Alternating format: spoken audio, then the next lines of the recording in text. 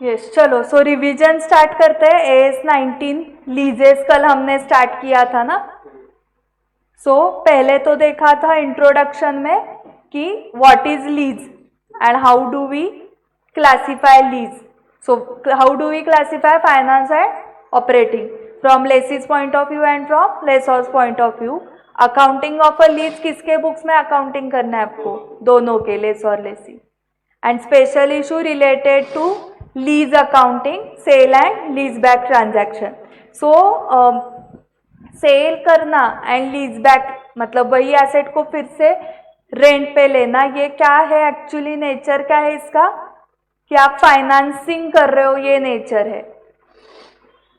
आपका main objective asset किराए पे लेना, रेंट पे लेना नहीं था। Your main objective was financing, आपको पैसे चाहिए थे इसलिए आपने आपका ही एसेट सेल कर दिया और वही एसेट आप फिर से रेंट पे ले रहे हो। ओके, सो इसका बेसिक नेचर क्या हुआ? फाइनेंसिंग। AS19 का ऑब्जेक्टिव क्या है कि appropriate accounting policies and disclosures in relation to finance lease and operating lease. So proper appropriate, so हम वर्ड प्रॉपर यूज नहीं करेंगे, appropriate. So appropriate accounting policies and disclosures of what? Financing and operating leases. And किसके books में? दोनों के। So lease and agreement whereby lessor legal owner of the asset conveys to the lessee another party in return for a payment और series of periodic payments the right, क्या convey करता है legal owner? Lessor, the right to use an asset for an agreed period of time. Applicability of AS19 सबको applicable है, applicable to all leases except lease agreements to explore for or use of natural resources। So आपने observe किया होगा ये natural resources वाला जो है oil gas इसको सभी एक्सक्लूड ही कर रहे हैं। इन्वेंट्री में भी इनको एक्सक्लूड किया है, ये भी एक्सक्लूड कर रहे हैं। Licensing agreements for items such as motion picture films वगैरह exclude. Lease agreements to use land exclude. Definitions में हमने पहले देखा था non cancellable lease is a lease that is cancellable only upon the occurrence of some remote contingency or with the permission of lessor, permission लेके cancel कर रहे हो, or if the lessee enters into a new lease for the same or N equivalent asset with the same lessor, or upon payment by the lessee of an additional amount such that at inception continuation of lease is reasonably certain. Lease term is the non-cancelable period. Second definition क्या थी? Lease term is the non-cancelable period for which the lessee has agreed to take on lease the asset together with any further periods for which the lessee has the option to continue the lease of the asset with or without further payment, which option at the inception of the lease it is reasonably certain that the lessee will exercise. Inception of the lease is the earlier of the date of lease agreement and date of commitment by the parties. So date of commitment or date of lease agreement whichever is earlier. Then minimum lease payment short form MLP. MLP में क्या आता है देखो, are the payments over the lease term that the lessee is or can be required to make excluding contingent rent, cost for services and taxes to be paid by and reimbursed to the lessor together with, in the case of lessee, any residual value guaranteed by or on behalf of the lessee, and in the case of lessor any residual value guaranteed to the lessor by or on behalf of lessee or any independent third party financially capable of meeting his guarantee. However, if the lessee has an option, क्या option है? To purchase the asset at a price which is expected to be sufficiently lower than the fair value at the date the option becomes exercisable, that at the inception of the lease is reasonably certain to be exercised. The minimum lease payments comprise minimum payments payable over the lease term and the payments required to exercise this purchase option, वो भी include हो जाएगा अगर Lesi asset purchase करने वाला है तो। कब परचेज करने वाला है? After the lease term. So summarised form में lessee will, from the point of view of lessee, दो cases, lessee will return the asset, तो सिर्फ क्या आएगा? Lease payments, rent excluding contingent rent, cost for services and taxes to be paid by and reimbursed to the lessor, plus any residual value guaranteed by or on behalf of the lessee. But lessee is going to retain the asset at the end of lease term. Rent plus payment required to exercise purchase option. Rent में exclude क्या करना है पता है ना? Contingent rent, cost for services and taxes to be paid by and reimburse to the lessor. Okay, so मैं यहाँ पे आपके टेक्निकल वर्ड्स लर्न करके ले रही हूँ, यही लिखने हैं। ओके, दिमाग को, ब्रेन को ट्रेन करो, अपना दिमाग नहीं लगाना है, ऐसे ही दिमाग को बोलो। यहाँ पर रीइंबर्स लिखा है तो रीइंबर्स्ड ही लिखना है, ठीक है। गारंटीड लिखा है तो प्रॉमिस लिखोगे क्या? गारंटीड। अपना दिमाग आंसर निकालने में, कैलकुलेशंस करने में, इंटरप्रिटेशन में डालो। ओके, क्रिएटिव वर्ड्स नहीं चाहिए उनको, उनके ही वर्ड्स चाहिए। लेसर पॉइंट ऑफ व्यू से lessee will return the asset at the end of lease term, अगर ऐसे है तो रेंट एक्सक्लूडिंग कॉन्टिजेंट एंड वो cost for services and residual value guaranteed by or on behalf of the lessee or by the third party who is financially capable, independent नहीं, capable of meeting this guarantee। independent क्यों चाहिए? वो person, हाँ, independent third party financially capable, वो person दूसरे पे depend हो सकता है फाइनेंस के लिए, बट वो कैपेबल है ना, वो खुद कमा के देगा या हस्बैंड का कमाया हुआ देगा। He is financially capable, she is financially capable, ठीक है। हमें कौन सा आदमी चाहिए? जो फाइनेंशियली कैपेबल, पैसे ला के दो, कहाँ से भी लाओ, तुम खुद ये कमाए हुए, दूसरे ने कमाए हुए। So financially capable and lessee will retain the asset same as lessee, lessor point of view में। फेयर वैल्यू का वही है। Economic life is either the period over which an asset is expected to be economically usable by one or more users। So economic life इसका 100 years है, तो 20 years ये tenant था, लेसी था आपका, फिर नेक्स्ट 15 years ये था, फिर वो था। Okay, so usable by one और मोर यूजर्स और the number of production. So economic life हम ईयर्स में बता सकते हैं, नंबर ऑफ यूनिट्स प्रोड्यूस्ड या number of hours or similar units। Useful life, the period over which the leased asset is expected to be used by the lessee। So जब economic life 100 years है, आपको एक tenant मिल गया लेसी, वो बोल रहा है कि मैं 10 years के लिए लीज पे ले रहा हूँ, तो यूजफुल लाइफ क्या हुआ? 10 years। So the period over which the leased asset is expected to be used by lessee, और ईयर्स में नहीं है तो क्या? नंबर ऑफ यूनिट्स या hours. Economic life is always greater than useful life. Useful life represents the depreciable life of the asset, whereas economic life represents the total life during which an asset is capable of generating economic benefit। Residual value of the leased asset is the estimated fair value of the asset at the end of the at the end of lease term या at the end of economic life। हाँ, difference समझा? at the end of economic life मतलब 100 साल के बाद कितना आएगा, at the end of lease term मतलब 10 साल के बाद कितना आएगा, क्योंकि लीज टर्म हमारा कितने साल का था? 10 years का। 10 years के बाद अगर हमने ये सेल कर दिया तो ये वैल्यू आएगी। सो रेसिजुअल वैल्यू एग्जाम में दी रहती है, प्रैक्टिकल लाइफ में क्या करोगे? वैल्यूअर की हेल्प लेके फेयर वैल्यू एस्टिमेट करोगे। आप ही वैल्यूएशन का कोर्स कर दो ना, नहीं तो वैल्यूअर की फी आपको अलग से देनी पड़ेगी।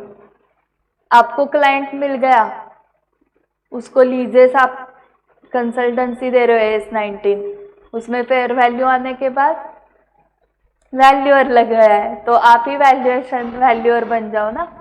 जैसे CA की इंस्टीट्यूट है वैसे वैल्यूअर की भी इंस्टीट्यूट है। सोचो CA के बाद। नहीं तो हमारे इंस्टीट्यूट का वैल्यूएशन का सर्टिफिकेट कोर्स कर सकते हो, बट वो कोर्स आप पोस्ट क्वालिफिकेशन ही कर सकते हो, उसके पहले नहीं, CA बनने के पहले नहीं। रेसिजुअल वैल्यू में गारंटीड है, unguaranteed. Lessee point of view से guarantee given by him or on behalf of him. From lessor point of view guarantee given by lessee or on his behalf or any independent third party financially capable of discharging the obligations under the guarantee. So unguaranteed residual value क्या होगा? Residual value minus guaranteed residual value will be unguaranteed. Gross investment is in the lease is the aggregate of minimum lease payments under a finance lease. हाँ, ये highlight करो, aggregate minimum lease payment under finance lease। अभी तक हमने operating and lease and financing lease नहीं देखा है, but gross investment in lease is the aggregate of minimum lease payments under finance lease from the stand point of lessor. जो stand point of lessor है, so MLP में जो रेसिजुअल value आता है वो गारंटीड किसका भी चलता है, लेसर पॉइंट ऑफ व्यू में। प्लस क्या करना है, any unguaranteed residual value accruing to the lessor। So simple words में gross investment मतलब फ्यूचर वैल्यू या present value, future value. So future value undiscounted total cash inflow है, undiscounted total cash inflow from the point of view of lessor. So undiscounted total of minimum lease payments and unguaranteed residual value। या और कैसे बोल सकते हो, undiscounted total of lease payment guaranteed plus unguaranteed, और undiscounted total of lease payments and residual value, उसमें दोनों आएगा। अर्नड फाइनेंस इनकम इंटरेस्ट होता है, टोटल इंटरेस्ट होता है। It is the difference between gross investment and net investment. Net investment मतलब present value of, हाँ प्रेजेंट वैल्यू ऑफ यही सब ना, present value of MLP from stand point of view of lessor, from lessor's point of view plus unguaranteed. जिसका future value निकालोगे उसका ही present value निकालोगे ना, दोनों की अमाउंट सेम होगी at the interest rate implicit in the lease, interest rate implicit. So earned finance income मतलब क्या, GI माइनस NI, मतलब ही GI minus present value of GI, gross investment minus fair value. So NI मतलब ही present value of GI मतलब ही fair value. सो तीनों में से कौन सा भी वर्ड्स पूछा तो भी आ जाएगा ना। NI मतलब ही प्रेजेंट वैल्यू ऑफ GI मतलब ही, सिंपली स्पीकिंग टोटल इंटरेस्ट है वो, earned finance income. So net investment in the lease is the gross investment in the lease less earned finance income. In simple words, net investment future value है या present, present value है, मतलब वो discounted है। ये क्यों हम पढ़ रहे हैं, क्योंकि MCQs। So discounted total cash inflows है वो from the point of view of the lessor है। So discounted total of MLP and unguaranteed, और discounted total of lease payment plus guaranteed plus unguaranteed. So minimum lease payment MLP को वो bifurcate कर रहा है ना, यहाँ पर MLP को बाइफरकेट कैसे किया, MLP का ब्रेकअप क्या है, लीज पेमेंट्स है गारंटीड, ये दोनों मिला के MLP होता है, एंड उसमें और क्या ऐड करना है, अनगारंटीड। और एक बाइफरकेशन उन्होंने कैसे दिया है, MLP का lease payment plus guaranteed unguaranteed मतलब रेसिजुअल वैल्यू, इन सब का डिस्काउंटेड, तो वो एनआई हो गया। Interest rate implicit in the lease is the discount rate that at the inception of the lease causes the aggregate present value of MLP under a finance lease from the standpoint of lessor and any unguaranteed residual value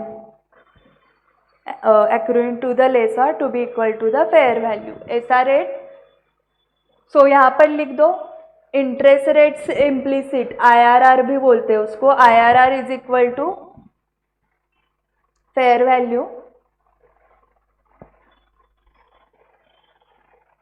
sorry, IRR is the rate at which fair value is equal to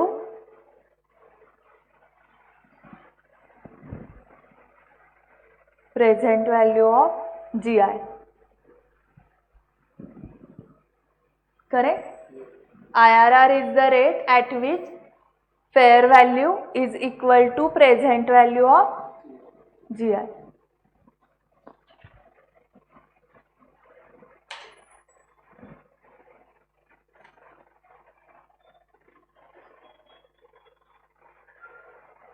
lessee's incremental borrowing rate of interest, अगर lessee ने lease पे नहीं लिया होता asset तो purchase किया होता, उसको परचेस करने की ताकत नहीं है इसलिए तो वो लीज पे ले रहा है, मतलब वो खुद से परचेस नहीं कर सकता, सो परचेस करने के लिए उसको लोन लगता है, सो वो लोन लेने के बाद उसको इंटरेस्ट पे करना पड़ेगा। सो जिस टर्म्स पे उसने लीज लिया है, फॉर एग्जांपल 10 इयर्स, तो उतना ही लोन का होना चाहिए, उतना ही सारे टर्म्स मैच होने चाहिए। लीज के amount should match with installment amount. तो अगर लोन लिया होता तो जो रेट लगता that is incremental borrowing rate of interest. Contingent rate fixed है या वेरिएबल है? वेरिएबल है। Now types of lease, finance lease and operating lease. Finance lease पहले, a lease classified as finance lease if it transfers substantially all the risk and rewards incident to the ownership of an asset. Title may or may not be eventually transferred. मतलब legal owner वही रहेगा but substantially सारे risk जो रहेंगे asset related, मतलब asset को आग लगना इज रिस्क, और उसके जो रिवॉर्ड्स मिलेंगे, सो substantially all risk and rewards incident to ownership of the asset is transferred to whom? Lessee. Then it is finance lease. Operating lease, a lease is classified as an operating lease if it does not transfer substantially all the risk and rewards incident to the ownership. आपने rent पे office लिया है, किसी reason की वजह से उस office में आग लग गई, तो कौन रिस्पॉन्सिबल? रिस्क किसको है ज़्यादा? ओनर को है। आप 5 साल के लिए टेनेंट हो, उस ऑफिस को आग लग गई, आपका क्या चाहता है? आप दूसरा ले होंगे ना रेंट पे। नुकसान किसको हुआ? लेसॉर। बट आपने फाइनेंस लीज मतलब वो आपने 100 साल के लिए लेके रखा है, आप ही यूज करने वाले हो, आपका फिक्स है वही, तो practically owner as good as आप ही हो। So substantially all the risk and rewards are rewards associated और incidental to ownership. Incidental to ownership मतलब ओनर होने की वजह से जो आपको बेनिफिट्स भी मिलते हैं बट रिस्क भी है, रिवॉर्ड भी मिलता है बट रिस्क भी है, सो वो ट्रांसफर कर दिए हैं। जैसे Deccan education society, DES society का BMCC कॉलेज, फर्ग्यूसन कॉलेज, तो सोसाइटी ने इन कॉलेजेस को फाइनेंस लीज पे दिया हुआ है 100 साल के लिए, बिल्डिंग कॉलेज चला। ओके, सो ऑन पेपर सिर्फ कौन ओनर है? DES, बट सारा ऑपरेटिंग कौन कर रहा है? कॉलेजेस। सो क्या होगा? हाँ, रिस्क है ना, एंड रिवॉर्ड्स भी उनको ही मिल रहे हैं ना। लोगों को लगता है BMCC का खुद का ही है land premise, as good as लोगों को लगना चाहिए अरे यही ओनर है, तो वो फाइनेंस लीज हुआ, ठीक है। फिर बाद में समझता अरे ये ओनर है ही नहीं एक्चुअली। सो समझ में आ गया difference. Now whether a lease is a finance lease और an operating lease depends on the substance of the transaction rather than its form. So risk includes the possibility of losses from idle capacity or technological obsolescence and of variations in return due to changing economic conditions. So risk देखो क्या है कि आपने 100 साल के लिए लेके रखा है वो कॉलेज प्रीमाइस, अभी रिस्क कैसी है, आइडल कैपेसिटी, बहुत सारे कॉलेजेस बढ़ गए ना अभी, तो कॉलेज फुल्ली नहीं हो रहा है, एडमिशन ही फुल आइडल है। या टेक्नोलॉजिकल ऑब्सोलेसेंस, कॉलेज के केस में तो कुछ नहीं आएगा, बट अगर आपने जो भी एसेट लिया है जिसमें टेक्नोलॉजी चेंज होती है एंड आपने वो 50 साल के लिए एसेट लेके रखा है एंड अभी वो मतलब है ही नहीं, उस टाइप का एसेट कोई यूज नहीं करता, तो क्या हो गया, रिस्क है वो भी। And of variations in the return due to changing economic conditions. So economic condition change होने की वजह से क्या होगा, रिटर्न्स में चेंज होगा, मतलब प्रॉफिट ऊपर नीचे होंगे, ये रिस्क है। एंड रिवॉर्ड्स में क्या क्या मिलता है आपको, रिवॉर्ड्स में भी represented by the expectation of profitable operation over the economic life of the asset end of gain from appreciation in the value और रियलाइजेशन ऑफ रेसिजुअल वैल्यू। सो बाद में आप उसको सेल करोगे ना, सो ज़्यादा अमाउंट पे सेल किया तो गेन होगा, या रेसिजुअल वैल्यू से जो गेन होगा वो, सो वो रिवॉर्ड है क्योंकि आप ओनर हो। ओके, लीगली नहीं बट अकाउंटिंग ओनर बोलते हैं उसको, लीगल ओनर इज लेसर।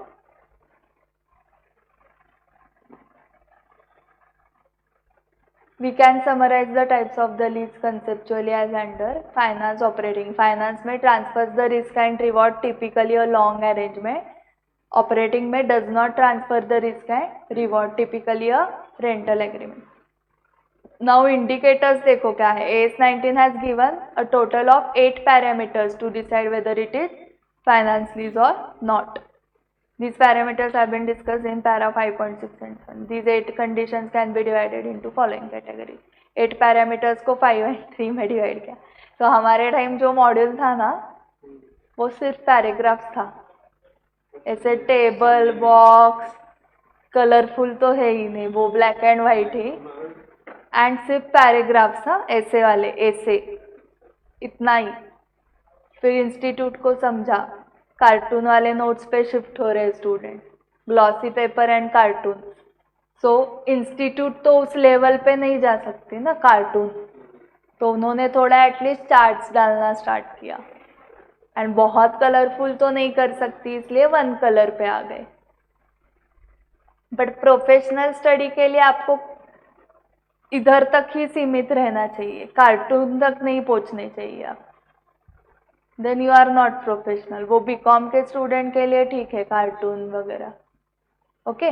सो यहाँ तक ठीक है, इससे और नीचे गिरोगे तो फिर हालत बेकार है। फिर सीए होने के बाद बेयर एक्ट कैसे इंटरप्रेट करेंगे क्या पता। तो इतना नीचे नहीं जाना है, इतना नीचे नहीं गिरना है, कुछ तो लेवल रखो। तो 5 पैरामीटर्स क्या है, deterministic in nature, and 3 parameters suggestive in nature है। 5 पैरामीटर्स देखो, any one condition is met, it will be classified as finance lease. And वो 3 parameters, even if all the conditions are met, it does not necessarily imply that it is a finance lease. So 5 में से एक भी fulfil हुआ तो भी finance lease है, और 3 का ऐसे तीनों फुलफिल हो गए तो भी वो फाइनेंस लीज है ही, ऐसे नहीं। मतलब इन तीनों के साथ 5 में से एक भी फुलफिल होना चाहिए। Let us take up these conditions one by one. Deterministic conditions, situations which would normally lead to lease being classified as finance lease are: the lease transfers ownership of the asset to the lessee by the end of the lease term। मतलब उनका क्या agreement हुआ है, lease term के बाद आपको asset transfer हो जाएगा, lessee will become legal owner of the asset। Second, the lessee has the option to purchase the asset at a price which is expected to be substantially lower than the fair value at the date the option becomes exercisable such that at the inception of the lease it is reasonably certain that the option will be exercised. Example देखो, ऐसे examples वगैरह कुछ नहीं था, हाँ, ABCDE बस खत्म. आप इसी सेंटेंस से समझो उनको क्या बोलना है. ओके, तो ही इंटरप्रिटेशन स्किल बढ़ेंगे. अभी तो एग्जाम्पल से स्टूडेंट को समझना है. सो ट्राई दिस कि आपको इधर से ही समझना चाहिए आइडियली.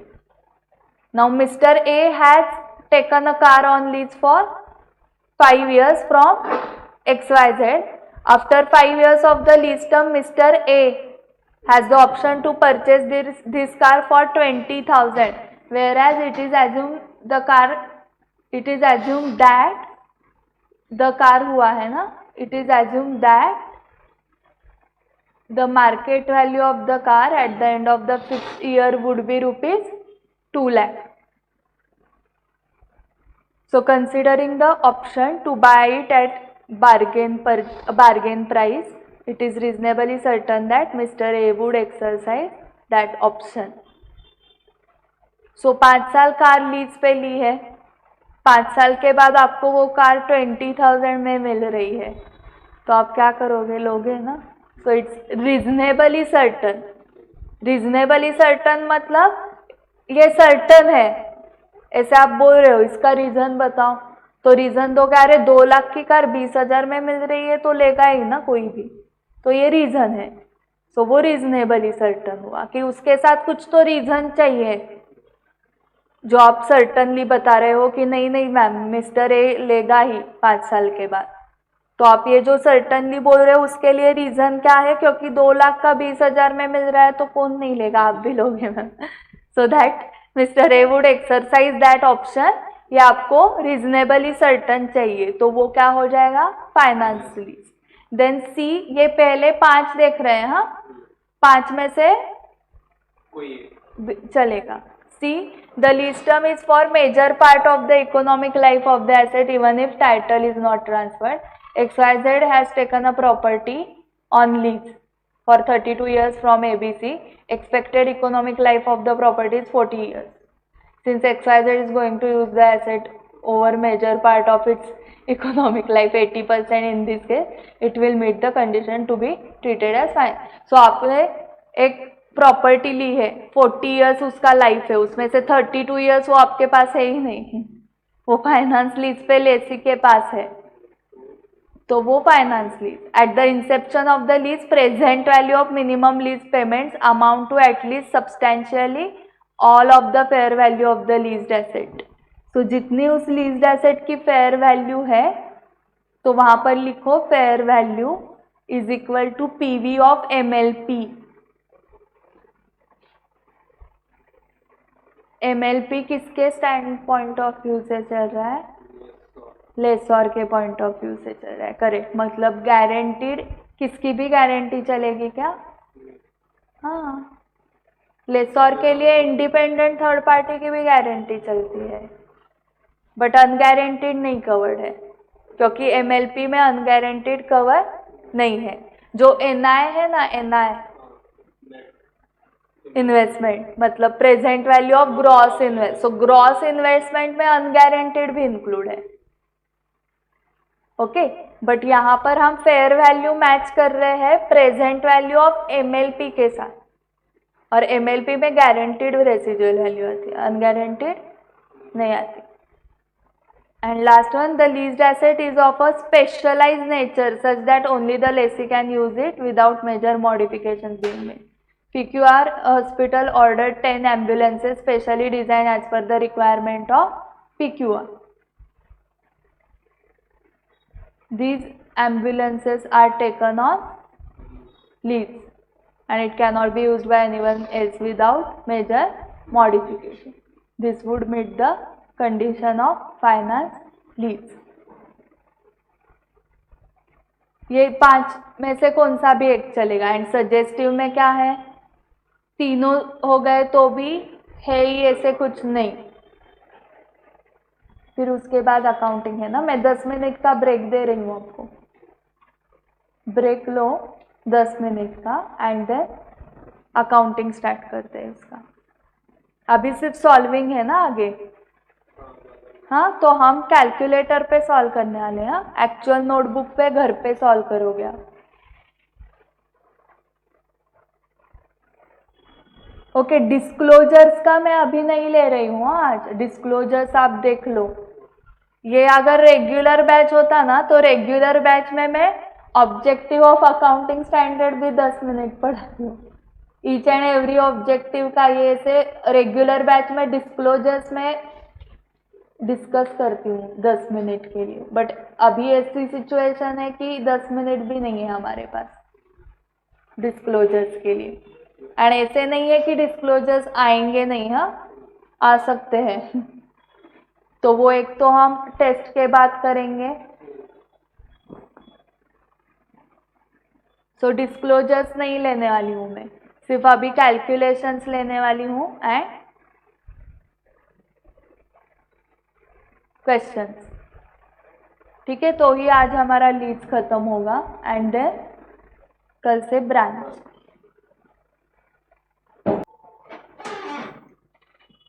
एक तरी आलंय का? आलंय आहे।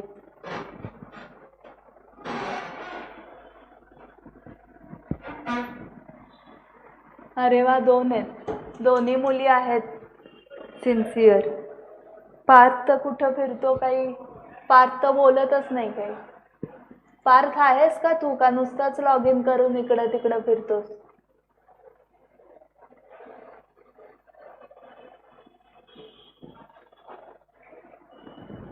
ओके, सो सजेस्टिव कंडीशंस देखो। Additional indicators of situations which individually और in combination could also lead to a leads being classified as finance leads are if the leads can cancel the if the lessee can cancel the leads and the lessor's losses associated with the cancellation are borne by the lessee, or if gains or losses from the fluctuations in the residual value accrue to the lessee. For example, if the lessor agrees to allow rent rebate equaling most of the disposal value of the leased asset at the end of the lease. So, क्या करना है यहाँ पर? If gains or losses from the fluctuations in the residual value accrue to the lessee, for example, okay, so condition इतनी ही है, खत्म हुआ। हाँ, यहाँ पे सेंटेंस इफ गेन्स और losses from fluctuations in the residual value accrue to the lessee. So जो भी फ्लक्चुएशंस होंगे उसकी रिस्पॉन्सिबिलिटी किसके ऊपर दी? लेसी।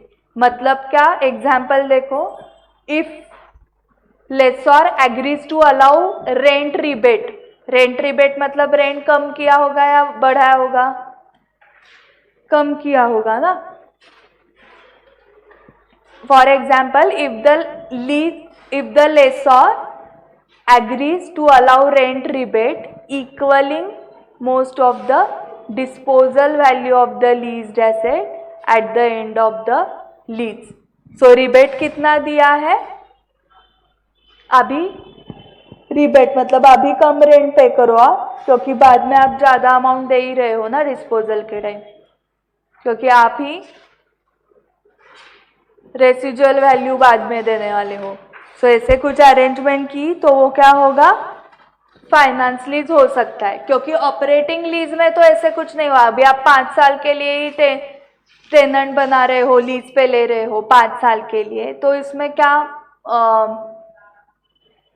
मतलब चेंजेस ऐसे कुछ नहीं करेंगे ना, क्योंकि रेसिजुअल वैल्यू जो देनी होती है वो फाइनेंस लीज में देनी है या ऑपरेटिंग में? हाँ, रेसिजुअल वैल्यू फाइनेंस में देनी है। इसलिए ये जो फ्लक्चुएशन के गेन और लॉस है जो लेसी को बेयर करने पड़ेंगे। क्यों? क्योंकि रेंट का रिबेट अभी मिलेगा एंड जो अभी डिस्काउंट मिला है रेंट का, तो लेसर समाज सेवा नहीं कर रहा है, लेसर वो आपसे रिकवर करने वाला है। कब? रेसिजुअल वैल्यू में। सो जो भी गेन लॉस होगा in the fluctuations in residual value that will accrue to lessee. Fluctuation क्यों होगा? क्योंकि रेसिजुअल वैल्यू एक्चुअल है या एस्टिमेटेड है? इसलिए फ्लक्चुएशन होगा. अगर एक्चुअल है तो फ्लक्चुएशन होगा क्या? नहीं. If the lessee can continue the lease for a secondary period at a rent which is substantially lower than the market rent. So secondary period मतलब पहला लीज टर्म आपका खत्म हुआ, 40 ईयर्स में से 32 ईयर्स को दिया था. सो आप बोलते हो अभी 8 ही साल बचे ना, तो वो भी मैं ही यूज करता हूँ. तो बट आप ये कम कर दो रेंट मार्केट रेट से, तो वो भी क्या हो सकता है? फाइनेंस लीज हो सकता है. सो ये गेन लॉस का फ्लक्चुएशन, सेकेंडरी पीरियड के लिए कम रेंट पे मिलना, या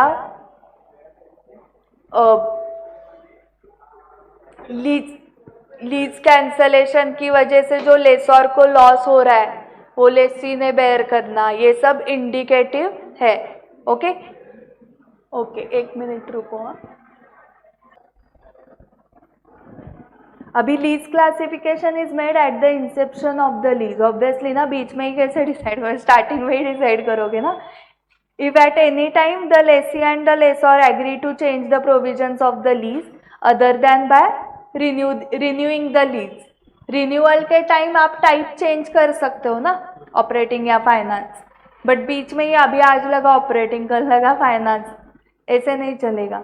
So if at any time the lessee and the lessor agree to change the provisions of the lease other than by renewing the lease in a manner that would have resulted in a different classification of the lease had the changed terms been in effect at the inception of the lease, the revised agreement is considered as a new agreement over its revised term.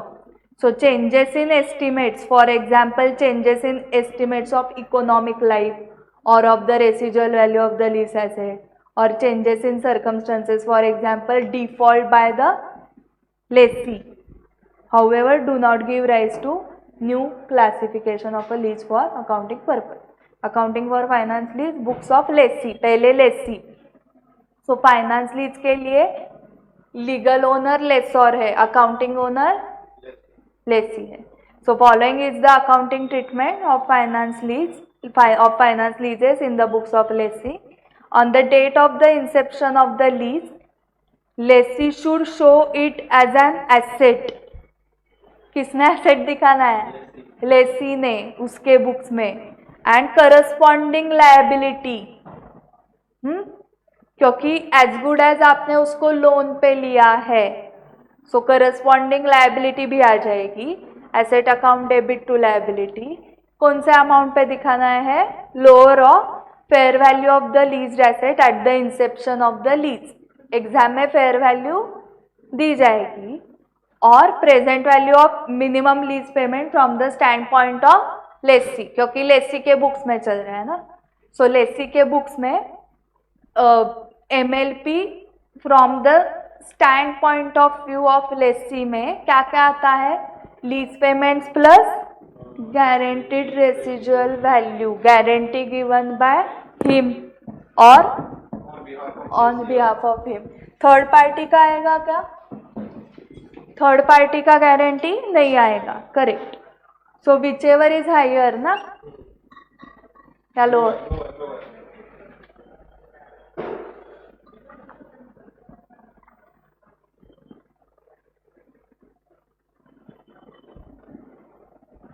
Entry देखो, asset account debit to laser.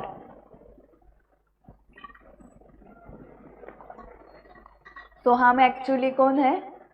Tenant है, लेसी है हम, but हम accounting owner है. So accounting owner है मतलब asset हम दिखाएंगे हमारे बुक्स में. सो एंट्री होगी asset account debit to lessor. So whichever is lower. देखो एसेट का डेफिनेशन आपने फ्रेमवर्क टॉपिक में है हमें, जो हम करते नहीं कभी. Asset is the resources owned by the entity from which future economic benefits are expect to the entity. वो रिसोर्सेस हम क्यों ओन करते हैं? क्योंकि उससे फ्यूचर इकोनॉमिक बेनिफिट्स हो सकते हैं। तो हमेशा हमें प्रूडेंस कंसेप्ट यूज करनी है। सो इसका मतलब विच एवर इज लोअर दिखाना है आपको हमेशा। आप इन्वेंट्री भी कैसे दिखाते हो? कॉस्ट और NRV whichever is higher, lower. So यहाँ पर भी लेसी उसके बुक्स में एसेट दिखाएगा whichever is lower. So fair value और प्रेजेंट वैल्यू ऑफ सिर्फ MLP from stand point of view of lessee, क्योंकि लेसी के बुक्स में चल रहा है। एंड अनगारंटीड का तो लेना ही नहीं है ना, किसी ने आपको गारंटी ही नहीं दी तो वो वैल्यू आप मत लो। So present value to be calculated with the discount rate. वो जो प्रेजेंट वैल्यू निकालनी है आपको एमएलपी की, वो उसके लिए आपको डिस्काउंट रेट लगेगा। वो कौन सा लेना है? Which is equal to IRR। And IRR मतलब ऐसा rate at which fair value is equal to present value of GI, gross investment. So IRR is the rate at which fair value is equal to present value of GI। हाँ, so GI मतलब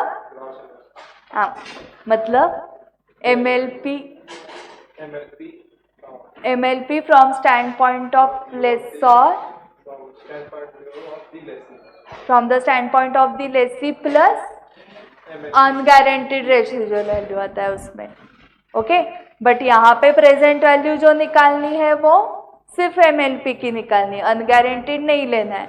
पर ये present value निकालने के लिए आपको जो discount rate लगेगा वो IRR लगेगा। And IRR is the rate at which fair value is equal to present value of MLP plus unguaranteed. अभी कंफ्यूजन दूर हुआ? ओके, सो IRR लेना है। And if this is practicable to determine तो IRR लो। If it is not practicable, if not, the lessee's incremental borrowing rate should be used. So इसलिए आपको definition में वो भी दिया था। पहले प्रायोरिटी किसको है? IRR। IRR is not practicable to determine the lessee's incremental borrowing rate, cost नहीं, रेट। एंड एंट्री क्या करोगे? Asset account debit to lessor. And amount के लिए नोट को रेफर करो, नोट नीचे है देखो। अभी जो लोअर ऑफ फेयर वैल्यू और present value of MLP from the stand point of lessee. It is not appropriate to present the liability for a leased asset as a deduction from the leased asset in the financial statements. The liability for a leased asset should be presented separately in the balance sheet as a current liability or a long term liability as the case may be. Obviously liability of liability side को दिखाओगे, asset side को दिखाओगे। Lease payments to be apportioned between the finance charge and the reduction of the outstanding liability. सो जो भी आप lease का payment करने वाले हो ना, तो लीज अकाउंट डेबिट नहीं करोगे आप। आपको रेंट अकाउंट, लीज मतलब रेंट अकाउंट डेबिट करना है क्या? नहीं, क्योंकि लेसी ने क्या किया? उसको एसेट दिखाया है खुद का, सो उसने एसेट अकाउंट डेबिट कर दिया है। सो रेंट अकाउंट भी डेबिट, एसेट अकाउंट भी डेबिट। लोग बोलेंगे एक्चुअली तुम्हारा एसेट है या तुमने रेंट पे लिया है। तो आपका एसेट है, वो अकाउंटिंग ओनर हुआ। तो asset account debit to lessor, ये एंट्री की है आपने। तो अभी जब आप लीज का पेमेंट करोगे, यहाँ तो बुक्स में एसेट दिख रहा है बट आप लीज का पेमेंट कर रहे हो, तो जब लीज का पेमेंट करोगे तब उसकी एंट्री कैसे होगी? जो लेसर को पेएबल है, पहली एंट्री एसेट टू लेसर की थी, सो लेसर को जो पेमेंट करोगे वो lessor account debit to bank, ऐसे एंट्री होगी। सो लेसर को जो पेमेंट होने वाला है वो फाइनेंस चार्ज का भी पेमेंट होगा। फाइनेंस चार्ज को अंडरलाइन करो, मतलब interest. And the reduction of the outstanding liability, मतलब प्रिंसिपल का भी पेमेंट होगा लेसर को। So finance charges to be allocated to the periods during the lease term, so as to produce a constant rate of interest on the remaining balance of the liability for each period. So finance lease आप allocate करो, finance charge आप allocate करो. Finance lease give rise to a depreciation expense for the asset as well as a finance expense for each accounting period.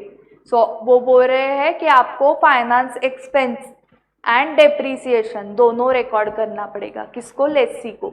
सो ये दोनों P&L को जाएंगे. The depreciation policy for a leased asset should be consistent with that for a depreciable asset which are owned and the depreciation recognized should be calculated on the basis set out in AS10 property plant and equipment PPE. Okay, so वो बोल रहे हैं अगर तुम्हारा खुद का asset होता, owned asset, तो उसके लिए जो AS10 के पॉलिसीज लगाते हो आप, SLM, WDV, units of production method, तो वही इसको भी लगा. अगर ये तुम्हारा ओन्ड एसेट होता तो जो लगाते वही लगाना है. ठीक है. If there is no reasonable certainty that the lessee will obtain ownership by the end of the lease term, the asset should be fully depreciated over the lease term or its useful life, whichever is shorter. So note case 1, asset will be retained by the lessee, तो useful life लेना है for depreciation.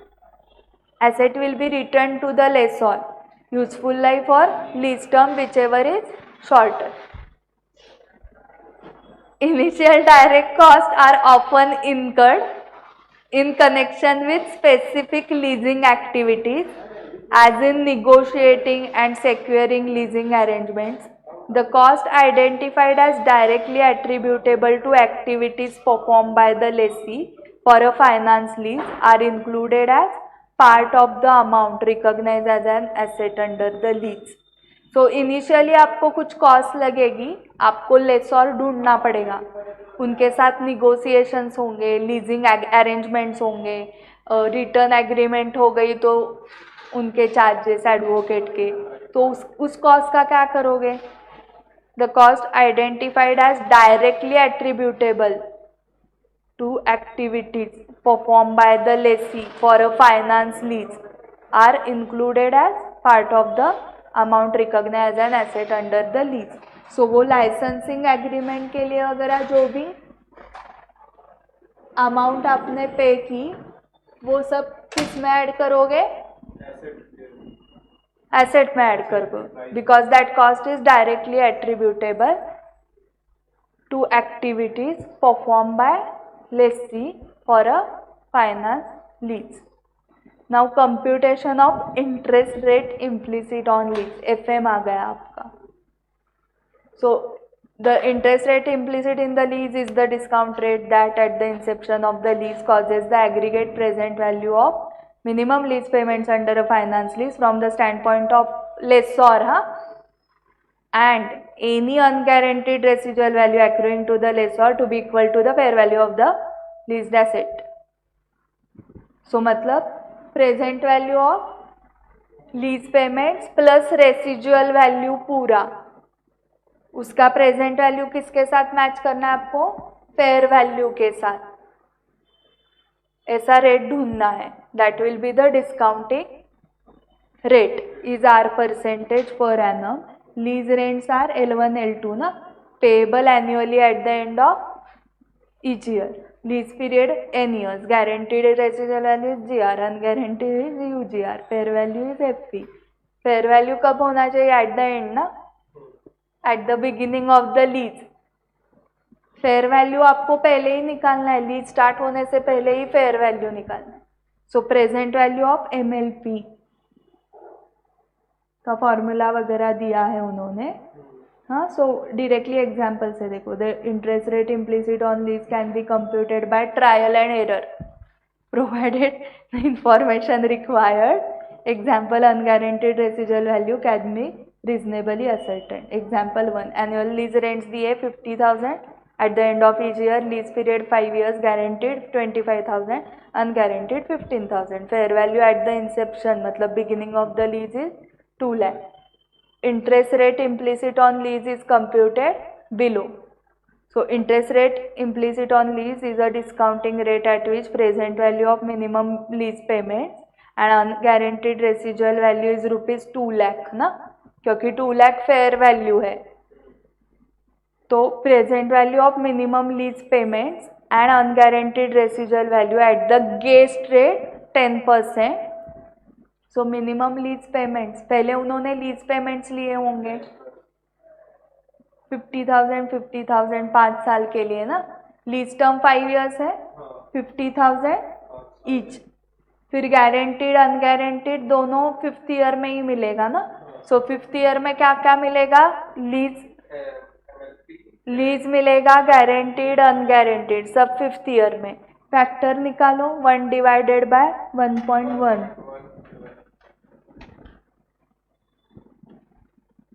1 divided by 1.10.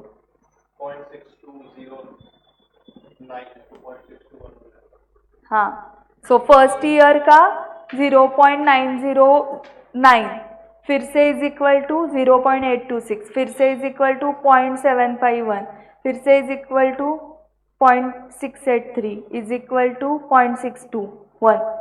इधर का फिर से is equal to नहीं करना है, लास्ट 5 ईयर के ही है, 5th ईयर के.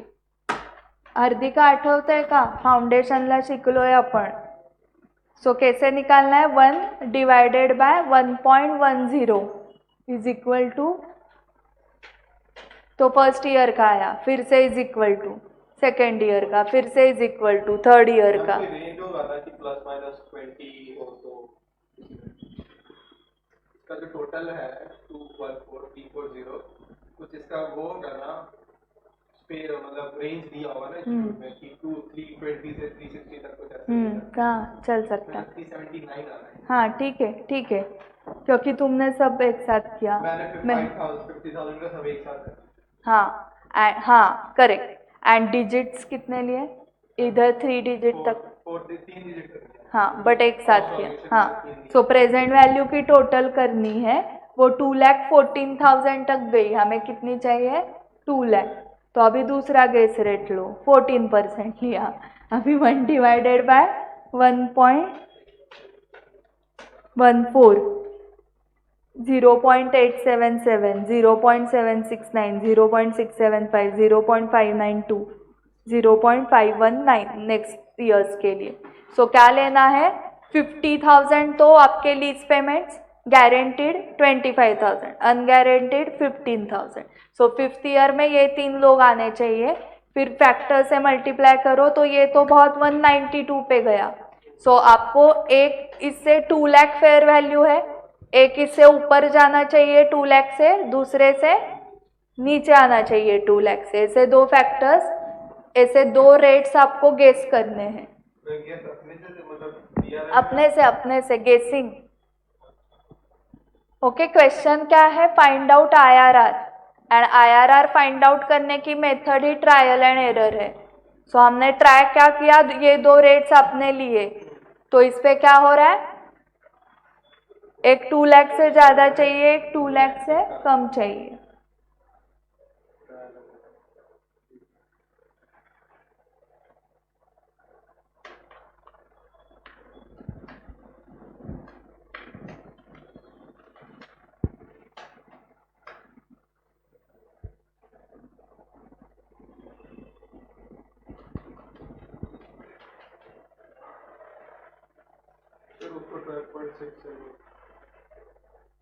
अभी IRR का देखो, मतलब आपको ये तो समझ में आ गया कि ये 14% एंड 10% के बीच में आने वाला है. तो जब आप 10% लेते हो तो क्या हो रहा है, 2,14,000 हो रहा है. तो आपको 2,14,340 ये अमाउंट आपकी कब आती है, जब आप 10% लेते हो.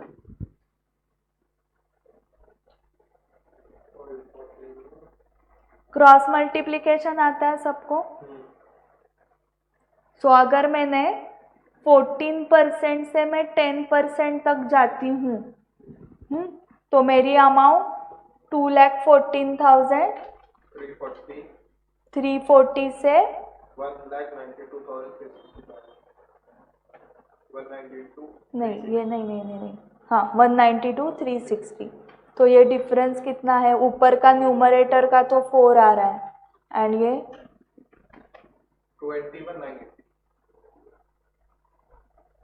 21,980। ओके, सो जब मेरा 4% से IRR 4% से डिस्काउंट रेट चेंज होता है तब 21,980 का चेंज दिखता है। अभी नेक्स्ट क्रॉस मल्टीप्लिकेशन, जब मैं 4% का चेंज करती हूँ तब 21,980 का चेंज होता है। मुझे चेंज सिर्फ चाहिए 14,340 का, तब मुझे कितना रेट में चेंज करना पड़ेगा? 14,340 इंटू 4 डिवाइडेड बाय 2.6 का चेंज करना पड़ेगा। ये 2.6 आपको ऐड करना है 10% में। ओके, तो यही क्रॉस मल्टीप्लिकेशन उन्होंने किया है। देखो 2,14,340 माइनस 2 लाख मतलब ही 14,340 एंड ये चेंज कितना है? 4%। सो जब मैं 4% चेंज करती हूँ तब ये डिफरेंस आता है ना 21,980 का। सो ये डिनोमिनेटर में है 21,980, आपने भी डिनोमिनेटर में ही लिया था इसको। सो जब मैं 4% का चेंज करती हूँ तब 21,980 का चेंज हो जाता है।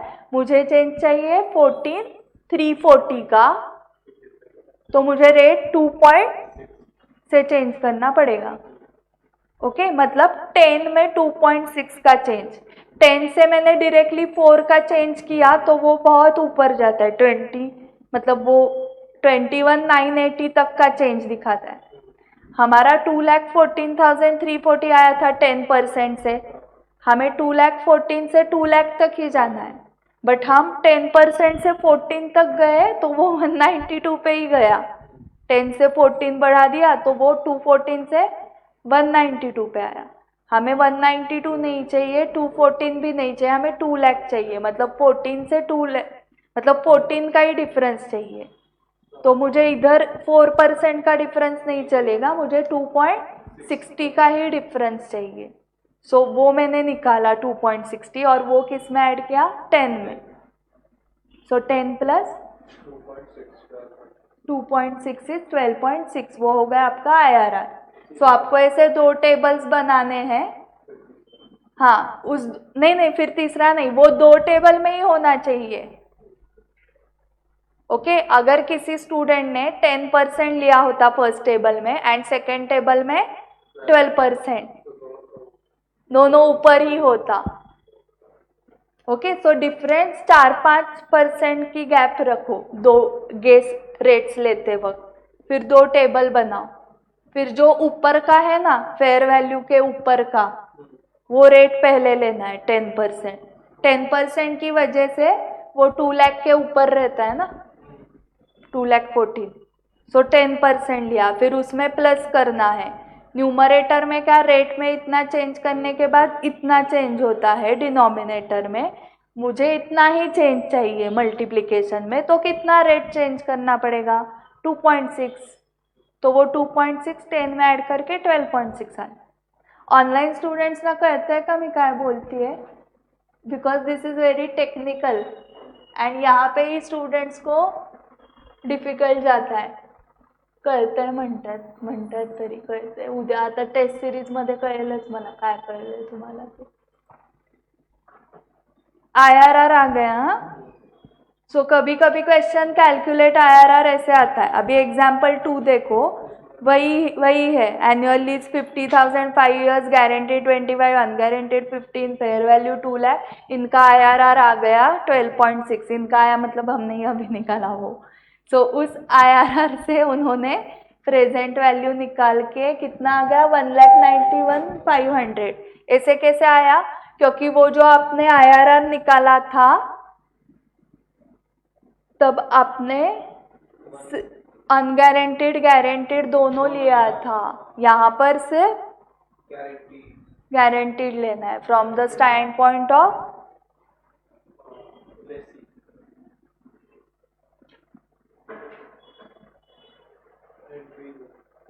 25,000 guaranteed residual value, so we will assume that it is guaranteed by lessee. ठीक है, सो उतना ही लेना है. हाँ, वो कितना आया, सिर्फ गारंटीड लेने के बाद पहले आपने IRR निकाला, फिर वो यूज करके present value of minimum lease payments निकाला 1,91,500, that you will compare with fair value 2 lakh, which ever is lower. So lower is 1,91,500. So entry होगी एसेट टू लेस और 1,91,500. दोनदा का दिले टू टाइम्स क्यों दिया एंट्री?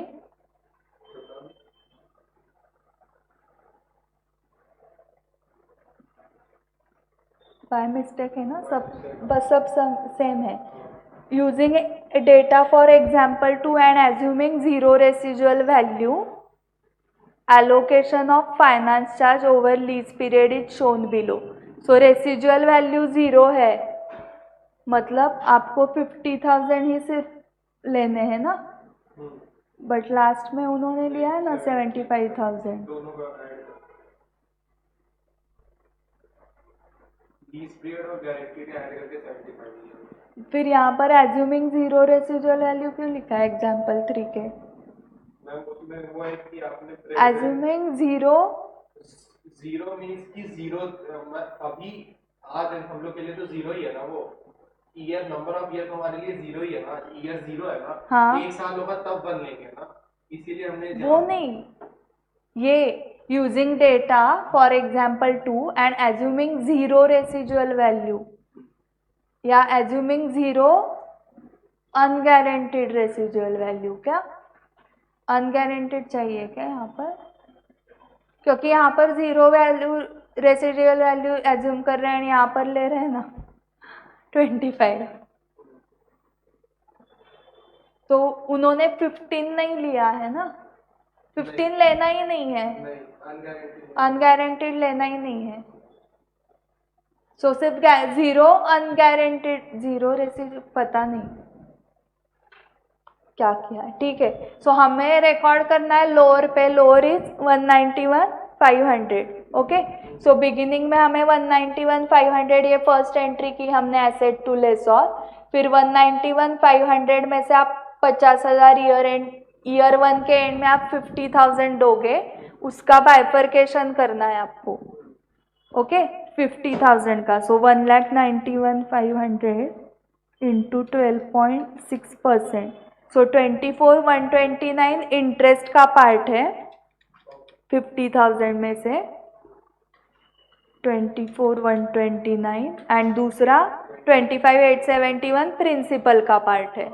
तो आपका जो प्रिंसिपल है 1,91,500, उसमें से सिर्फ कितना कम हो गया 25,871. सो बाकी है 165,629. उसके ऊपर अगेन 12.6%, तो वो आ गया 20,869. So again year second year end को हम 50,000 पे करेंगे, उसमें से ये क्या है इंटरेस्ट 20,869. सो बाकी का प्रिंसिपल का पोर्शन है 29,131. सगळ्यांनी कॅल्क्युलेशन्स करायचे, सब लोग कॅल्क्युलेशन्स करोगे. एग्जाम आपको देनी है, आपका कैलकुलेटर स्पीड बनना चाहिए, मेरा स्पीड बढ़ के फायदा नहीं है. अभी प्रिंसिपल बाकी 165 है ना, 165,629. असेच रेकॉर्डेड बघणारे, ऐसे ही रेकॉर्डेड जो देखते हैं उनका कंसंट्रेशन जाता है, फिर उनके लिए फिर से एक्सप्लेन करना पड़ता है. 165,629 इंटू 12.6%, 20,869. सो जो 50,000 सेकेंड ईयर के एंड में आपने लीज पेमेंट किया, उस 50,000 में से 20,869 इंटरेस्ट है. सो बाकी का क्या है प्रिंसिपल का पोर्शन. 29,131. सो अभी 165 629 में से प्रिंसिपल का 29,131 गया. सो अभी प्रिंसिपल बाकी है 136,498. उसके ऊपर 12.6% आया 17,199. सो 50,000 में से 17,199 इंटरेस्ट फाइनेंस चार्ज का पोर्शन है. सो 32,801 प्रिंसिपल का पोर्शन है. सो 136,498 माइनस 32,801 इज 1,03,697. उसके ऊपर 12.6% 13,066. 50,000 में से 13,066 फाइनेंस चार्ज है. तो प्रिंसिपल है 36,934. So 1,03,697 minus 36,934 is equal to 66,763 into 12.6% 88,412 आया मेरा. बट उन्होंने राउंड ऑफ कर दिया है क्योंकि जितना प्रिंसिपल है उतना पूरा जाएगा ना 75,000 में से. तो रिमेनिंग इज इंटरेस्ट.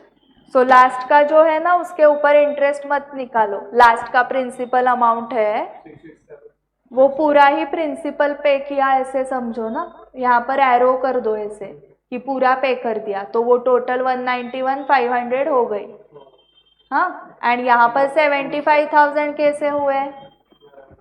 इससे 275,000 से माइनस किया 190. ये 75,000 कैसे आ गए? 50,000 लीज एंड 25,000 गारंटीड रेसिजुअल वैल्यू है.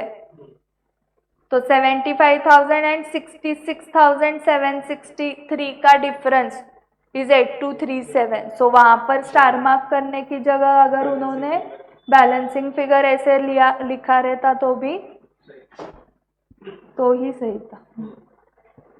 ओके. क्योंकि एक्चुअली 8412 आ रहा है इंटरेस्ट, बट हम ले रहे हैं 8237.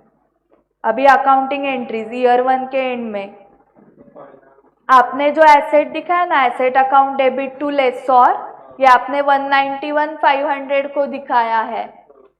ओके.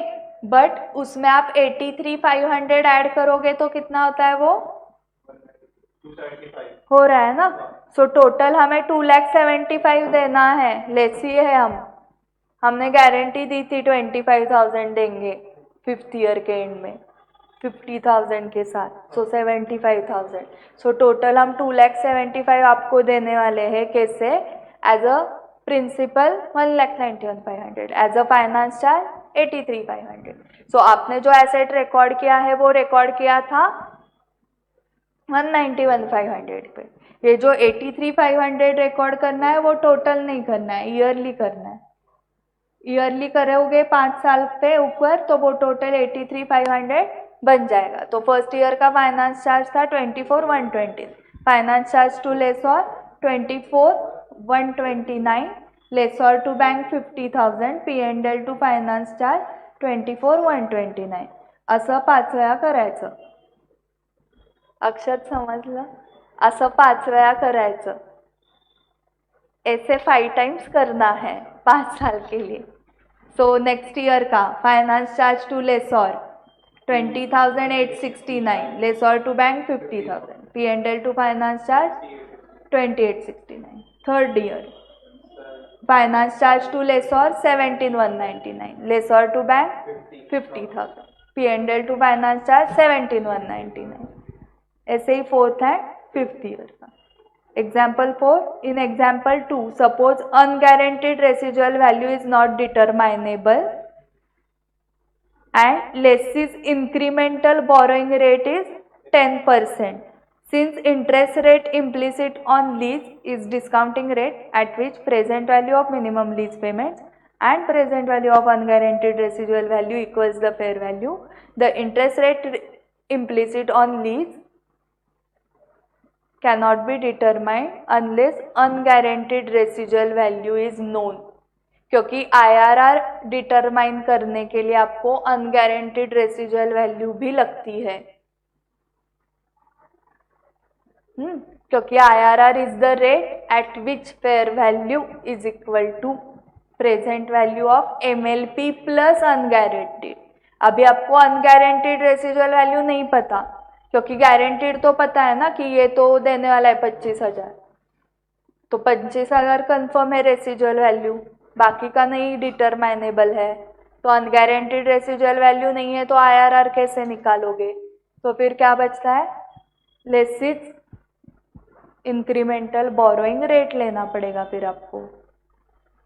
ओके, सो यहाँ पर उनका गलत हुआ है शायद, यहाँ पर चाहिए था assuming 0 residual value.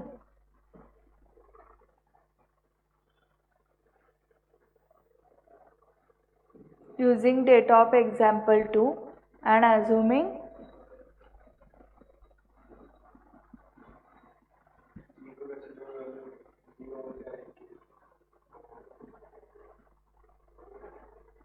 Zero unguaranteed हुआ तो IRR यूज नहीं कर सकते बोल रहे हैं ना वो। अनगारंटीड नहीं है आपके पास रेसिजुअल वैल्यू, तो आपको इंक्रीमेंटल बोरोइंग रेट लेना है, क्योंकि अनगारंटीड रेसिजुअल वैल्यू है तो ही आप IRR यूज कर सकते। यहाँ पर IRR यूज किया है मतलब ये 12.6 निकालने के लिए अनगारंटीड लगा था ना हमें, वो 10 एंड 14 में हमने लिया था ना ये 15,000 unguaranteed. Using data for example 2 इतना ही चाहिए actually. Using data for example 2 allocation of finance charge, क्योंकि रेसिजुअल वैल्यू कहाँ पे 0 है, ले रहे हो ना यहाँ पर 25,000 एंड अनगारंटीड रेसिजुअल वैल्यू है तो ही आप IRR ले सकते हो। अगर अनगारंटीड रेसिजुअल वैल्यू आपको नहीं डिटरमाइनेबल है तो क्या लेना पड़ेगा? Incremental borrowing rate lessee's. If the interest rate implicit on lease is not determinable, the present value of minimum lease payment should be determined using leases incremental borrowing rate. So present value of minimum lease payments using leases incremental borrowing rate 10% is computed below. तो MLP from leases point of view में 50,000 and last year में 75, correct. And अभी उन्होंने incremental borrowing rate लिया है, अभी 12.6 नहीं, अभी क्या 10%। सो वो लगा के 2,05,000 आया present value of minimum lease payment. वो कंपेयर करना है फेयर वैल्यू के साथ 2 लाख। अभी विचेवर इज लोअर, क्या लोअर आया? 2 लाख लोअर आया ना। पहले हमने किया IRR यूज करके, अभी इंक्रीमेंटल बोरोइंग रेट यूज करके हम कंपेयर कर रहे हैं PV विथ फेयर वैल्यू। सो अभी 2 लाख लोअर आया, तो अभी एंट्री क्या होगी? एसेट टू लेस और 2 lakh. Since the liability is recognized at fair value 2 lakh, that is total principal, we need to assert a discounting rate at which present value of minimum lease payment equals 2 lakh. So the discounting rate can be used for allocation of finance charge over lease period. So यहाँ पर फिर से guess rate लेना है। Okay, सो अभी हमारा asset decide हुआ 2 lakh, amount decide हुई 2 लाख, तो 2 लाख जो है वो प्रिंसिपल अमाउंट है। अभी एक रेट आपको ढूंढना है जिससे क्या होगा? We need to ascertain the discount rate at which present value of minimum lease payments equal to 2 lakh हो जाएंगे, क्योंकि हम कितना पे करने वाले हैं? 50,000 एंड एंड में 75। उसी पेमेंट्स में वो 2 लाख के साथ इक्वल होना चाहिए। सो फिर से 12% से अभी उन्होंने किया, उसमें सिर्फ गारंटीड वाला लेना पड़ेगा, क्योंकि आप सिर्फ गारंटी वाला ही पे करने वाले हो, आप लेसी हो। सो 12 लिया ना एक उन्होंने, एंड 10 वाला ऊपर है ही क्या? 10 वाला इंक्रीमेंटल बोरोइंग के टाइम, हाँ, तो वो 2,05,000 है 10% से, एंड ये 1,94,000 है, तो ऊपर का लेना है पहले।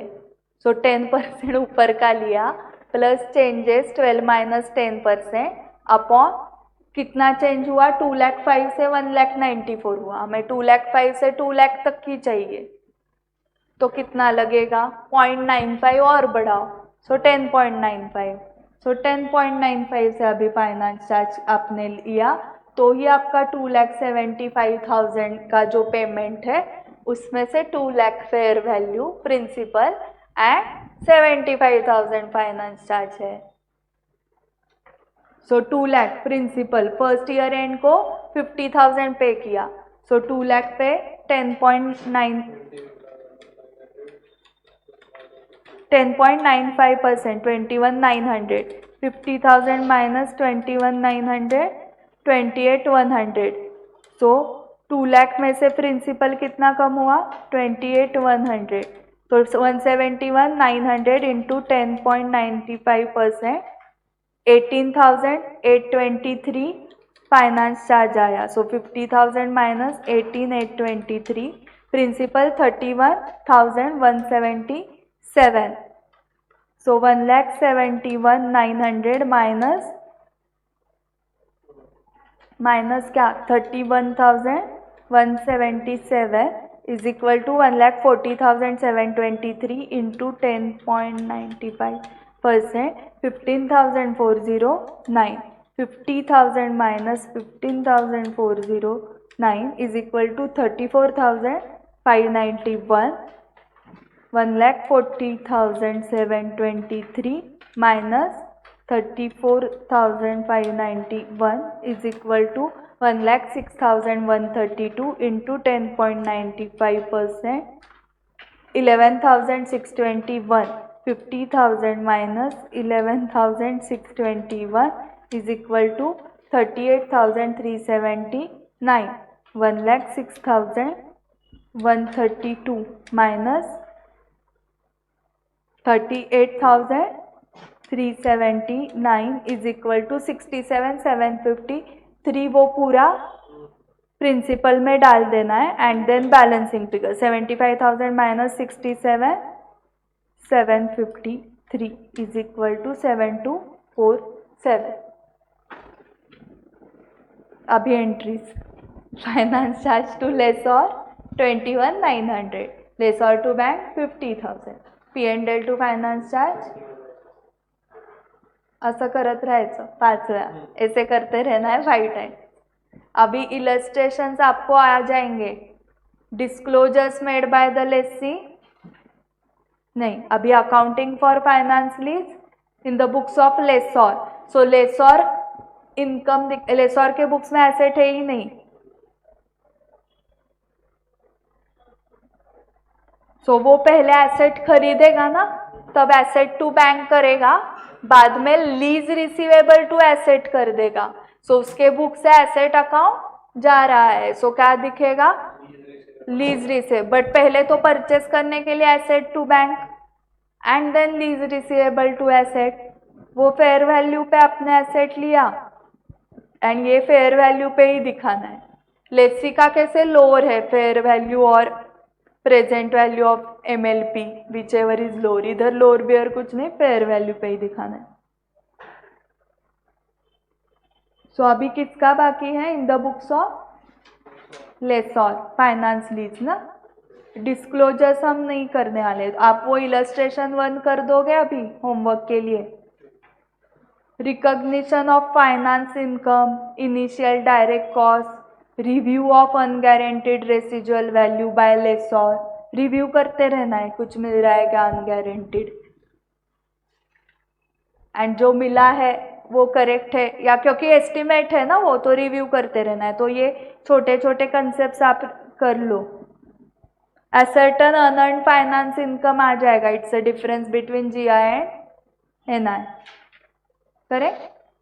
तो इलस्ट्रेशन 1 एंड 2 आपको आ जाएगा। फिर ऑपरेटिंग लीज का बाकी है अगेन डिस्क्लोजर्स नहीं करने हैं मतलब मेनली अभी ऑपरेटिंग लीज का ही बाकी है हाँ हमारा ठीक है। फिर से डिस्क्लोजर्स नहीं कर सकते सेल एंड लीज बैक करना है। So operating lease and